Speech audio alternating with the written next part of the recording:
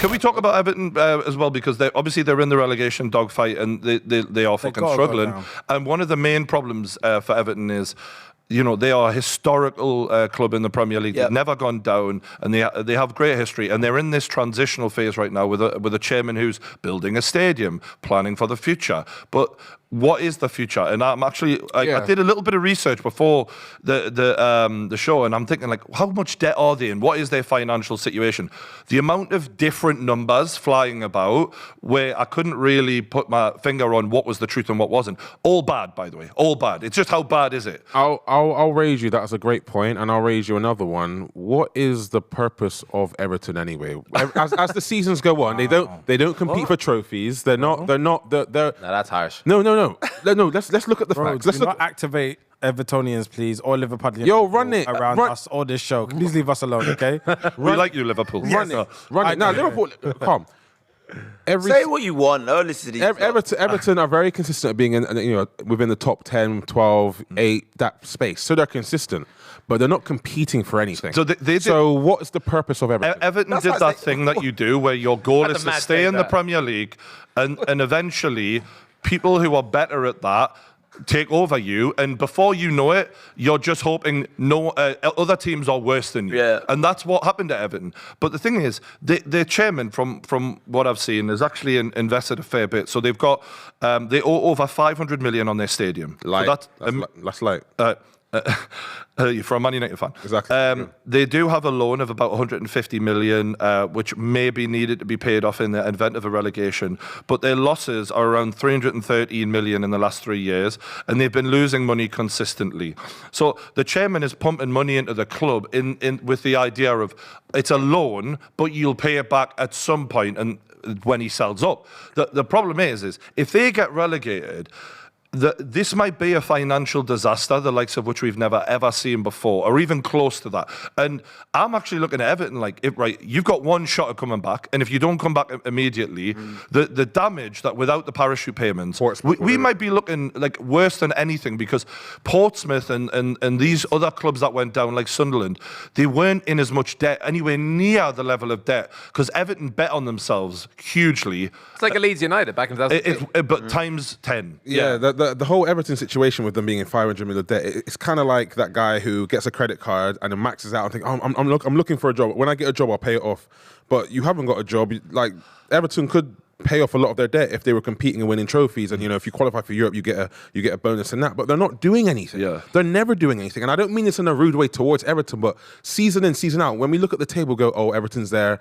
Okay, we don't talk for Everton for more than 5 minutes because they do the same thing every year. And the difference is now the teams that are coming up are getting quite a bit better. Well, if you look at Brentford, they're a great example. Yeah, they're getting a bit better. They're organised, and you like know what I mean? Said, they're getting a bit better, and Everton are now being found out. They can't just float in that mid area of the table that they usually do. I feel like they did have their crack at trying to be ambitious, though. I mean, they were £50 million signing. You can't really have a crack. You've either got to commit to it or not. No. They didn't make a crack of it. Sigurdsson. I think they spent a fair bit with Ronald Koeman and the likes. Spending money isn't the answer. The fact is, if you don't have philosophy in this modern game, you will find yourself drifting out of the league slowly, because people that are organised, like you look at a Brentford and a Brighton and what you can overachieve and create for that, because they've created two sustainable clubs who are building great players that are going to go on for a lot longer. And you look at someone like Everton, and even if you go pound for pound, you might look at the players and be like, Everton have a good team. There's no philosophy. It's a mishmash of ideas that have gone into that. Yeah, that's why I say about the purpose. What is the purpose behind it? They desperately needed a director of football. Bloody hell. What do you mean, what is the purpose of them being a club? You need 20 clubs. That's like saying any of the other clubs that don't compete for anything, why they're in the league. Okay, wrong choice of words. The identity of Everton Football Club. What is their identity? What is their purpose? But it's saying they don't have what what they used to now. be. Spurs are trying to compete. Under David Moyes was hard to beat, nasty, hardworking. A bastard of a team to play against, and you really now they are a walkover. They're soft, and yeah, they had that before under Moyes. So yeah, they were a lot harder to go to and play against. But even then, they weren't competing for anything. They're still in this. They were harder to beat. Yeah, but to break that is really, really difficult. I think the big thing is that you want to be competitive. You want to have a plan for developing players, your own players, and actually selling in the transfer market. That's what you want. And you want stability as well from your management and your leadership, and they don't have that. So the whole thing has gone awry. But really, if you look at like what they've got, there are answers in terms of how you build sustainable teams, and it's you've got to have a system. But this is why FFP exists, though, is for chairmen like this guy who is basically loaning his money to a club in the event of selling in the future, hoping that he can turn them, like Mike Ashley did a little bit with Newcastle, into profit. And that, like, if they get relegated, that is sunken, that is gone. And if they don't come back, it's never coming back. Worse. So that's where I'm like, we might see disaster. Like, I can't even begin to think how bad this could get, man. They could be real, and we could have a half-finished stadium just sat there rotting away on the fucking quayside. It is very sad seeing how they've ended up, because listen, I know they've never played like stunning football, and like you said, they were quite a nasty. They were team. respectable though. They were part of the Premier League. 100%, and you're looking at what's happened to them now. Even their home form, that was a big thing for them.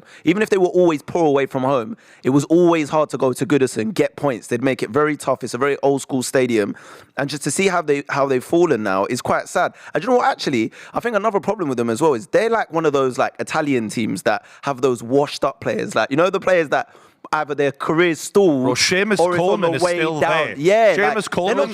They're not doing what Brighton are doing, or these other clubs that are getting like these young, exciting players, maybe unknown talents, and bringing them through. They're going, Daly, you're not working, we'll take you. Iwobi, okay, we'll have you. Do you know what I mean? They're not really like... Retirement FC. It's like a retirement... No, but the worst part is not even a retirement, because these guys are like 25. They're like, they're mid-20s. And you know what the problem for them this season? One of the main problems is the more you battle relegation, the harder it is for the fans to drag you through it. Yeah. So last season, you seen the fans like fucking Braveheart, right? They were up for it. This season, I'm noticing like there's this...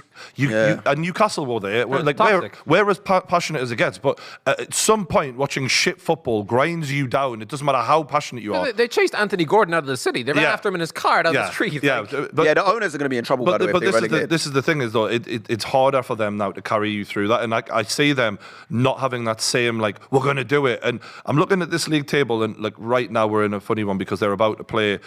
So Leicester have played a game more than them, as have Forest and Leeds.